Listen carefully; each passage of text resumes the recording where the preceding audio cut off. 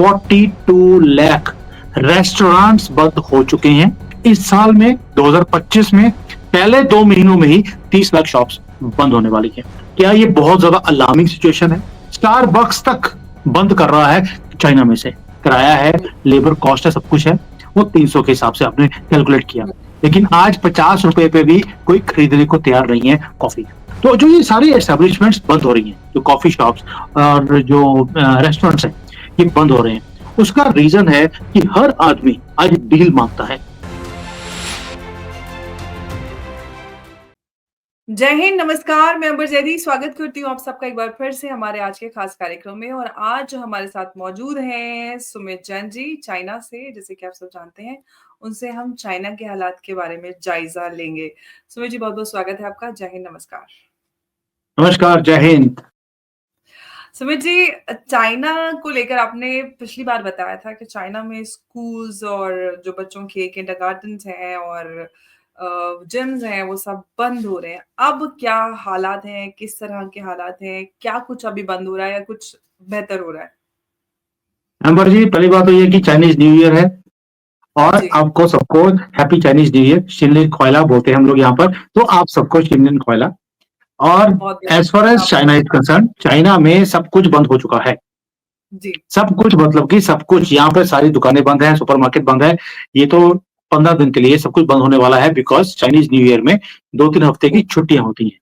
Hmm, but hmm, as far as the economy is concern, हम हमेशा बोलते हैं कि एक इकोनॉमी को चलाने के लिए कुछ भी बंद हो जाएगा। दुकानें बंद नहीं होती हैं, खाने पीने वाली कुछ भी बंद हो सकता है, रेस्टोरेंट बंद नहीं होते।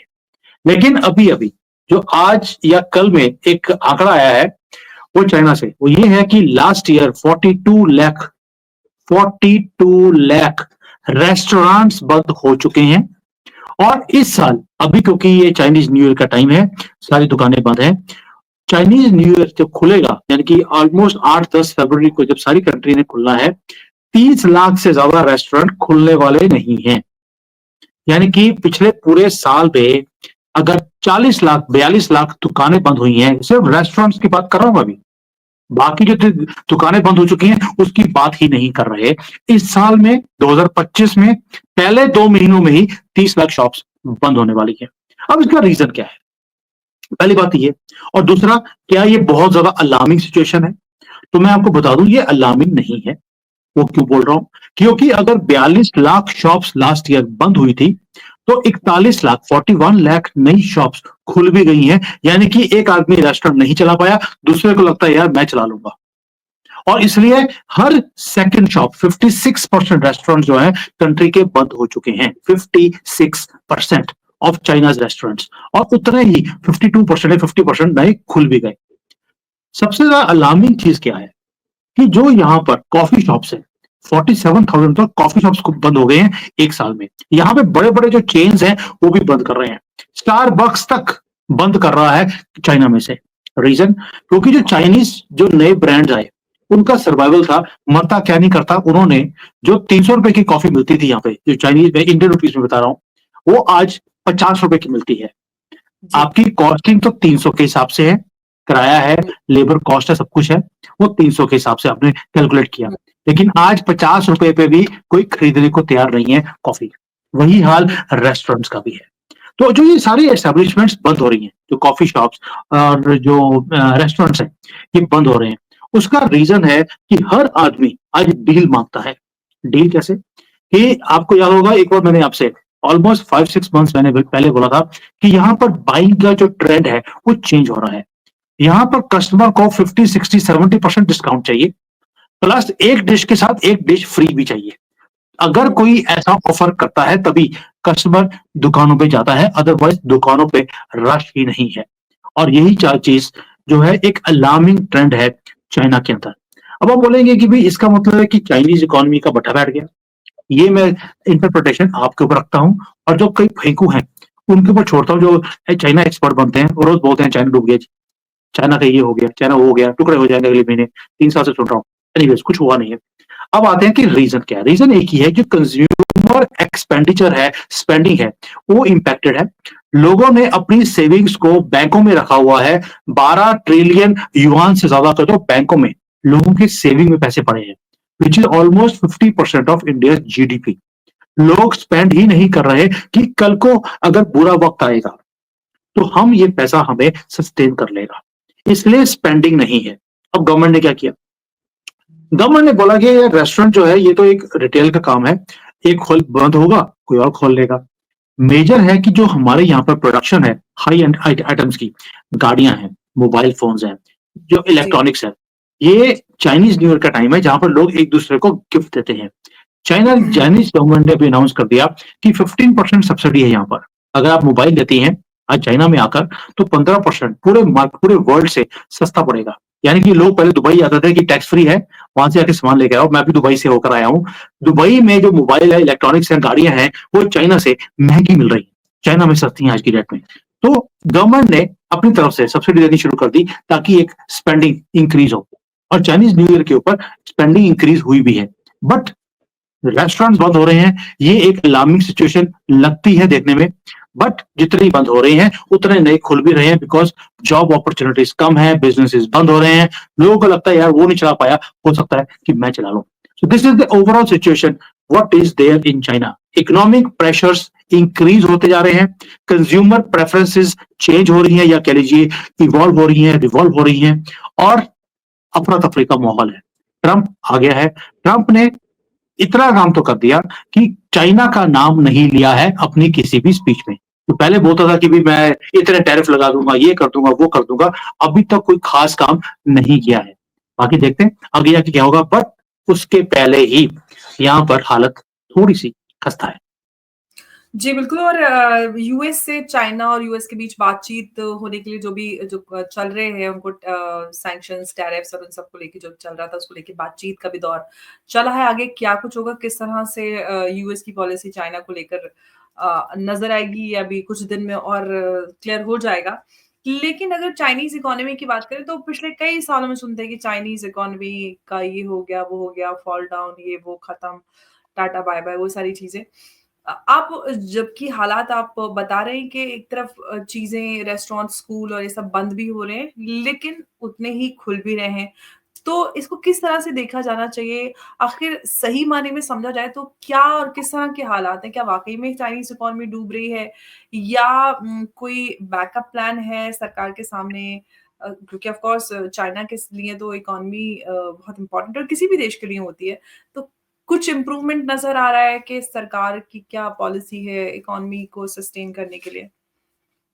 अमर जी, मैंने कई बार वीडियोस बनाई है इसके ऊपर कि हुँ, जो यूट्यूब है या सोशल मीडिया है या इवन मेन स्ट्रीम मीडिया है, वहां पर वो वीडियोस वो वाली क्रिएट करते हैं जो बिकती है।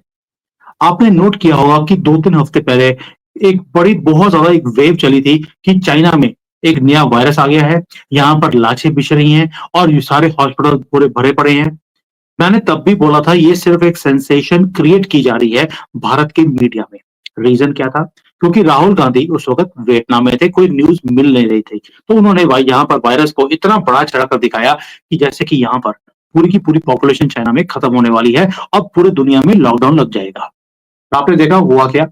हुआ एक ही कि भारत के अंदर भी, सिर्फ भारत में था, पूरे वर्ल्ड में कहीं भी ये हल्ला नहीं था। यहाँ पर जो बड़े-बड़े फार्मास्यूटिकल कंपनीज हैं, उन्होंने इम्यून सिस्टम को बढ़ाने की मेडिसिन को बेचना शुरू कर दिया। एक बहुत बड़ी इंडस्ट्री को फीड कर दिया हमारे मीडिया ने, और 24 घंटे इनके न्यूज़ चैनल चल गए।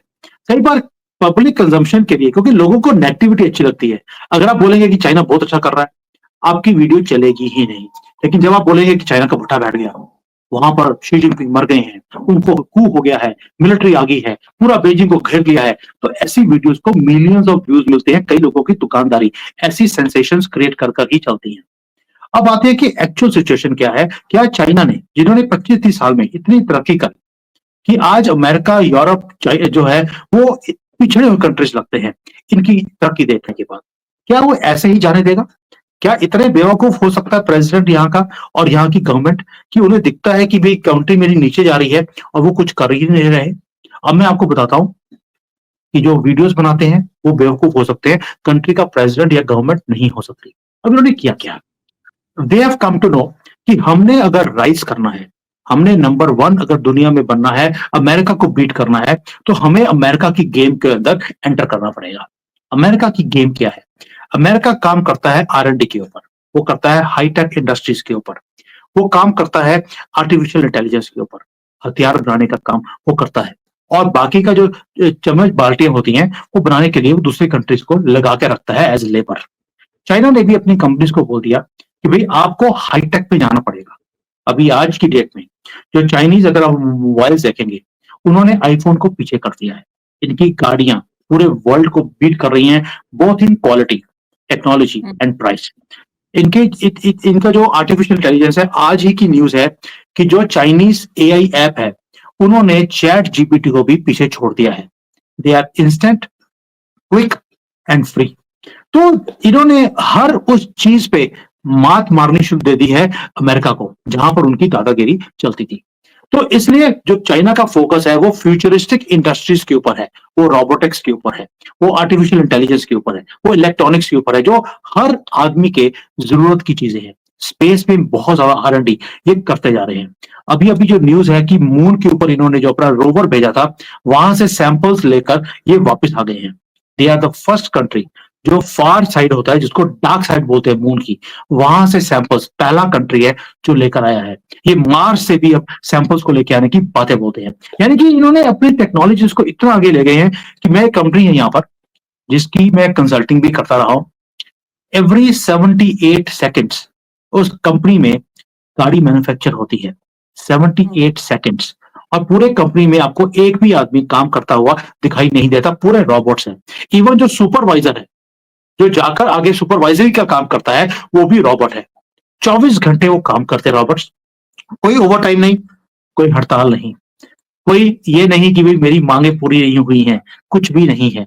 तो China is now entering into a different game.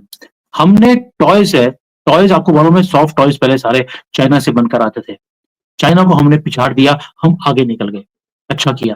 लेकिन चाइना का इंटरेस्ट था ही नहीं सॉफ्ट टॉयज बनाने का, क्योंकि उन्होंने 20 साल में इतने पैसे बनाए हैं, उन्होंने इस गेम को छोड़ दिया। They have entered into online games.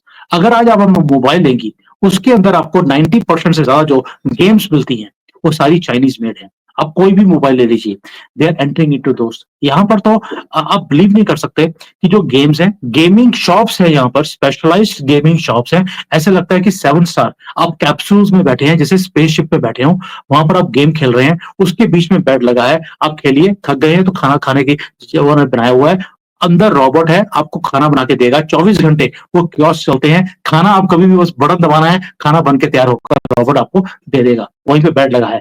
You can not even imagine the kind of talks I am sharing with you. So this is where China has entered, और ये चीजें वो पूरे दुनिया को एक्सपोर्ट करना चाहते हैं। सेकेंडली, और आप बोलेगी कि पूरी दुनिया में तो चाइना के अगेंस्ट सेंटिमेंट्स है, अमेरिका सैंक्शन लगा रहा है, यूरोप सैंक्शन लगा रहा है, मोदी जी ने इनकी हालत खराब करी है, तो चाइना सर्वाइव करेगा कैसे? Then again I will repeat something which I repeated with you many times. China को मालूम था कि आगे जाकर कोई ना कोई यूरोप में, अमेरिका में कोई ऐसी गवर्नमेंट आएगी जो एंटी चाइना होगी। इन्हें अंदाजा था, इन्होंने साल 1.5 साल पहले अपनी कंपनीज को बोलना शुरू कर दिया, आप चाइना में इन्वेस्ट मत कीजिए। यानी कि चाइनीज कंपनी को बोला, आप चाइना में इन्वेस्ट मत करो, आपका ब्रांड बड़ा हो चुका है, now you have to go local, vocal for local. यानी कि आप अपनी फैक्ट्री को लेकर एक और फैक्ट्री लगाइए इंटरनेशनली। इन्होंने Malaysia, Indonesia, Thailand, Saudi Arabia, UAE, America, सब जगह पर इन्होंने अपनी फैक्ट्रीज लगा ली, including India and Pakistan. Pakistan का नाम इसलिए ले रहा हूं क्योंकि वीवो, जो भारत में पहले मैन्युफैक्चर करता था, अभी उसने यहाँ पे प्लांट बंद करके पाकिस्तान में लगाया है। तो अब ये देखिए, इन्होंने पूरे वर्ल्ड में अपनी फैक्ट्रीज को स्प्रेड कर दिया। अब अगर ट्रंप चाइनीज कंपनीज के ऊपर सैंक्शन लगाते भी हैं, लेकिन अगर कोई गाड़ी सऊदी अरेबिया में बन रही है, BYD की बहुत बड़ी फैक्ट्री इन्होंने वहां पर लगा दी। अगर थाईलैंड है, थाईलैंड में BYD बनी है, उसे वो एक्सपोर्ट करेंगे, मेड इन थाईलैंड को अमेरिका कभी भी सैंक्शन नहीं कर सकता, सऊदी अरेबिया के ऊपर सैंक्शन नहीं लग सकते। यानी कि आप चाइना से एक्सपोर्ट नहीं कर सकते, लेकिन दूसरे कंट्रीज में कैसे बंद करेंगे? अगर आज सैमसंग का मोबाइल भारत में बन रहा है, उसके स्पेयर पार्ट्स सारे चाइना से ही आ रहे हैं, लेकिन उसके ऊपर लिखा होता है मेड इन इंडिया। जब ये लिखा होगा, बेशक उसके सारे 100% पार्ट्स चाइना से आ रहे हैं, आप उसे ब्लॉक नहीं कर सकते।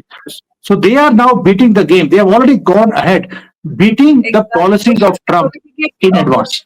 प्लानिंग में उनसे आगे हैं कि उसका पूरा तोड़ उन्होंने पहले निकाल के रखा हुआ है कि अगर ऐसा होता है तो उसके लिए क्या पॉलिसी होनी चाहिए? आगे के लिए सोच के रखे हुए हैं, तो ऑफ कोर्स जो इकोनॉमी को सस्टेन करने के लिए भी उनके पास प्लान है कि किस तरह से होगा। लेकिन डोनाल्ड ट्रम्प को उसमें लेकर कार्यकाल को लेकर काफ़ी चर्चा हो रही थी, क्योंकि डोनाल्ड ट्रम्प को देखा जाता है कि काफ़ी एंटी चाइना माने जाते हैं।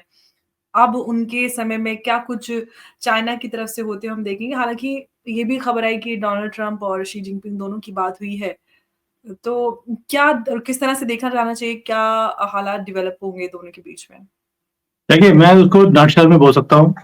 शी जिनपिंग ने बोला होगा मेरी वाट थोड़ी-सी कम लगाना, और डोनाल्ड ट्रम्प ने बोल दिया मेरी बात सुनता रहे, वाट कम लगती रहेगी।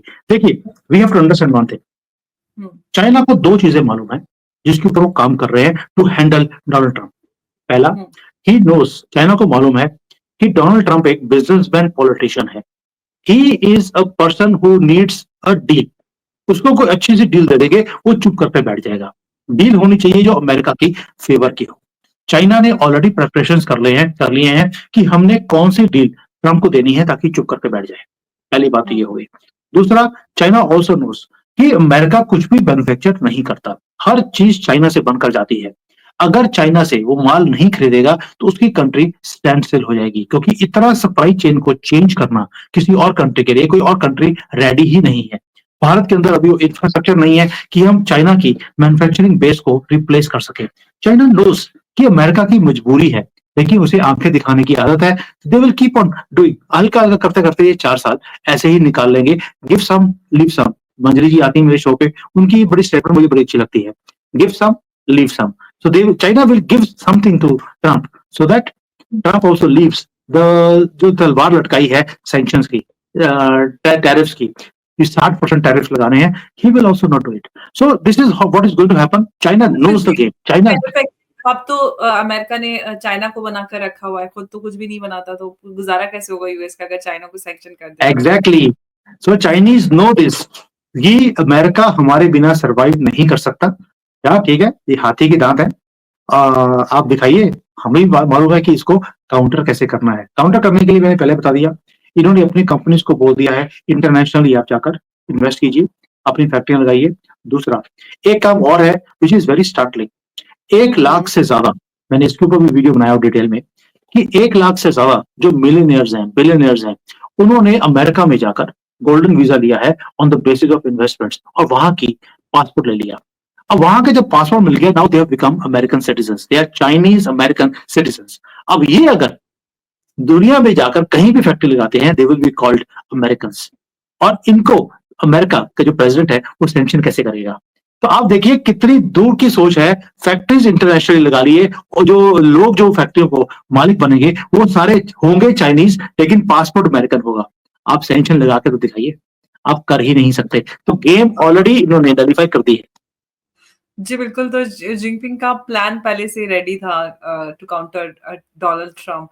अब यही है कि देखेंगे क्या वाक़ई क्या होता है, लेकिन हमने पिछले भी दौर में देखा कि ऐसा कुछ ख़ास चाइना और अमेरिका के बीच में ऐसा कुछ नज़र नहीं आया जिससे कि बिल्कुल कॉर्नर कर दिया हो। ये एक माहौल नज़र आता है, और वैसे भी ये है कि डोनाल्ड ट्रम्प तो अपने इंटरेस्ट में काम करते हैं। वो उनको चाइना की ज़रूरत है, उनको इंडिया की भी ज़रूरत है, लेकिन अब इंडिया को भी अब सैंक्शन करने की बात करें, या फिर इंडिया को सैंक्शन तो नहीं करेंगे, लेकिन टैरिफ्स को लेकर उन्होंने आते ही सबको डराना शुरू कर दिया। अमेरिका के लिए नया सैंक्शन टैरिफ हो गया अभी। अब वो सबको टैरिफ की का डरा रहे हैं कि ब्रिक्स इकोनॉमी को भी उन्होंने कहा था कि हम सब पे टैरिफ लगाएँगे। तो टैरिफ बढ़ेगा तो फिर नुकसान किसका है? उन्हीं का नुकसान है भई। नहीं, महँगाई ऐसा नहीं है कि अमेरिका का नुकसान है, ना ही टैरिफ लगने वाले हैं। ये तो एक आर्ट ऑफ डील है, उसकी जी। बुक का नाम है the art of the deal. और उसमें एक ही चीज है जो फोकस है, कि आप दूसरे को डराकर अपना काम कैसे निकलवाते हैं, यही आपकी खूबसूरती होनी चाहिए। तो ट्रंप अभी डरा रहे हैं कि मैं आपके ऊपर टैरिफ लगा दूंगा, मैं आपको सैंक्शन कर दूंगा, आपसे माल खरीदना बंद कर दूंगा, बिकॉज ही नोस कि अमेरिका के ऊपर डिपेंडेंसी है इन सारी कंट्रीज की। अब मैं आपको थोड़ा भारत के ऊपर भी लेके जाता हूं कि भारत ने भी ये कुछ किया था। आपको याद होगा, मलेशिया का प्रेसिडेंट वो 370 खत्म होने के बाद पाकिस्तान की भाषा बोल रहा था, हमने तेल खरीदना बंद कर दिया। 1 महीने में उसको रिजाइन करना पड़ गया था, क्योंकि पूरी इकोनॉमी उनके नीचे बैठ गई थी। जो वो बड़े मुइज़ो कंट्रीज होते हैं, रिसेंट एग्ज़ाम्पल मुइज़ो है। मुइज़ो है, मैं अब किस-किस का नाम लूँगा, I am just telling you, ये सभी पैरों में आते हैं जब इनके ऊपर सैंक्शन किया जाता है या उनसे ट्रेड करना बंद कर देते हैं। जो बड़ी कंट्रीज़ हैं जहाँ पर कंज़म्पशन बहुत ज़्यादा है, हमारे पास एक टूल है जिसे हम यूज़ कर सकते हैं किसी भी कंट्री को काबू में लेके आने के लिए। वही काम जी, अभी ट्रम्प भी बोल रहे हैं कि अगर आपने मेरी बात नहीं सुनी, तो मैं आपसे माल खरीदना बंद कर दूँगा। और आप देखिए, जी, आज भारत भी अगर एक्सपोर्ट करता है तो हमारा मेजर पार्टनर अमेरिका है, हमारा सरप्लस है, ट्रेड सरप्लस अगर किसी के साथ है, तो अमेरिका के साथ है। तो इसलिए भारत भी ब जानता है कि अगर ये मुझे बोल रहा है कि भई तुम्हारे ऊपर मैं 100% टैरिफ लगा दूँगा। अगर टैरिफ ही लगाने होते, तो पहली बायलैटरल मीटिंग वो जयशंकर जी के साथ नहीं करते। आप समझिए कि दिखाने के लिए, बोलने के लिए कुछ और है, लेकिन back back of the table के ऊपर ही नोज़ कि मुझे भारत की उतनी ही ज़रूरत है जितनी भारत को मेरी।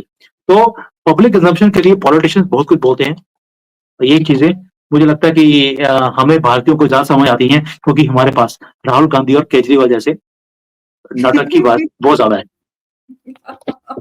बिल्कुल, ये बात तो बिल्कुल आपने सही बोली और जयशंकर साहब से क्वाड की मीटिंग हुई 20 के बाद 21 को और उसमें जो क्वाड मेंबर्स थे या मिनिस्टर्स कहने चाहिए, उनके साथ मीटिंग हुई और ऑफ कोर्स चर्चा हुई और सारी चीज़ें जयशंकर साहब भी वहाँ पर थे। बहुत सारी चर्चाएँ हुई हैं और ऑफ कोर्स भारत और अमेरिका की बात की जाए तो स्ट्रेटेजिक पार्टनर हैं, काफ़ी गहरे संबंध हैं। दूसरी तरफ अगर हम रशिया की बात करें तो रशिया से भी हमारे गहरे संबंध हैं और अभी पुतिन ने काफ़ी तारीफ़ भी की है भारत की रिसेंटली। तो भारत की तारीफ़ हर तरफ से सुनने के लिए आती है, बड़ा अच्छा लगता है, मुझे तो बहुत अच्छा लगता है। No, I will tell you one thing, अभी मैं दुबई में था, आई वाज़ मूविंग अराउंड, मैंने वहाँ पे एक चीज़ नोट करी कि वहाँ पर जितनी भी प्रॉपर्टीज़ बिक रही हैं, so the people were telling me कि भई यहाँ पर 60-70% जो लोग प्रॉपर्टीज़ खरीद रहे हैं, वो भारतीय हैं। ऐसा नहीं है, आप कई कई ऐसे रिश्तेदारों टिंकू हैं, ने इन्वेस्टमेंट किया है, लोग वहाँ पे घर हाँ, बना रहे हैं, रह रहे कई लोग जी, बोलेंगे कि भई ये लोग तो यहाँ से भाग रहे हैं। भारत का हालत खराब है, इसलिए लोग यहाँ से भागकर बाहर प्रॉपर्टीज़ खरीद रहे हैं। और भाई जिनके पास स्पेयर मनी है, वो वहाँ पर जाकर फैक्ट्री बोल दिया, घर खरीद रहे हैं वहाँ पर टू क्रिएट अनदर बेस, क्योंकि वहाँ पर रेंटल इनकम बहुत अच्छी है। तो you have absolutely to understand one thing कि ये भारत का एक बढ़ता हुआ, इसको वजस्व बोलते हैं, वो है कि जहाँ पर गवर्नमेंट के पास पैसे हैं। 100 लाख करोड़ तो हम ऐसे खर्च देते हैं जैसे कि कोई बात ही नहीं है। और वैसे ही लोगों का हाल है कि वो 2-3 करोड़ रुपए का मकान कहता कोई बात नहीं यार, खरीद 2 तो खरीद लो। तो ये हालत है भारतीयों की। तो वहाँ पर जी, जो खुशी का माहौल ये था कि भारतीय वहाँ पर मकान खरीद रहे हैं और घर में सफाई करने वाले और ड्राइवर का काम वो पाकिस्तानी करते हैं। तो ये है हमारा लेवल और ये है उनका भिखारियों का लेवल। इसलिए खुशी मिलती है।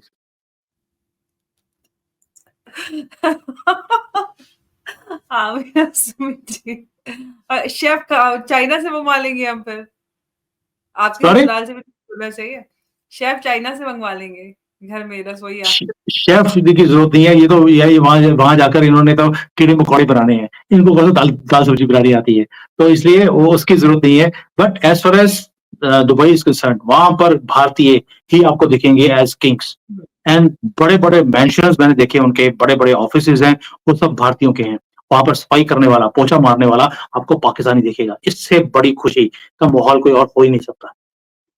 बिल्कुल, मैं आपकी खुशी बिल्कुल देख पा रही हूँ, आपके चेहरे पे एकदम एकदम खिली हुई है आपकी मुस्कान। इतने खुश आप नज़र आ रहे हैं, दुबई के हालात देख के आप रिसेंटली वापस आए हैं और चाइना के हालात के बारे में आपने हमें जानकारी दी। बहुत-बहुत धन्यवाद सुमित जी आपका हमारे साथ आज की चर्चा में जुड़ने के लिए और चाइना के हालातों से आपने जो रूबरू कराया उसके लिए आपका एक बार फिर से बहुत धन्यवाद। जय हिंद, नमस्कार, जय भारत। जय भारत।